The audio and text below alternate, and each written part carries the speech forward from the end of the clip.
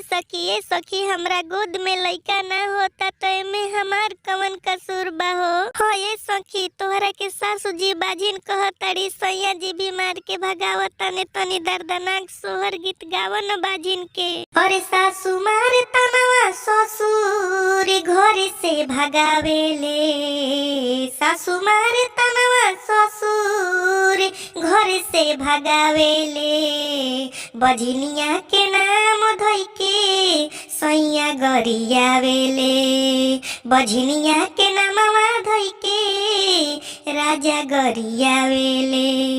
अरे कहेली डैनिया हमके बड़की गोतिनिया, बरसे नयनवा गिरे अखिया से पनिया, भसुरा के बोलिया दिल में गोलिया धसावेले, बजनिया के नाम धोई के राजा गरियावेले, बजनिया के नामवा धोई के सैया गरियावेले।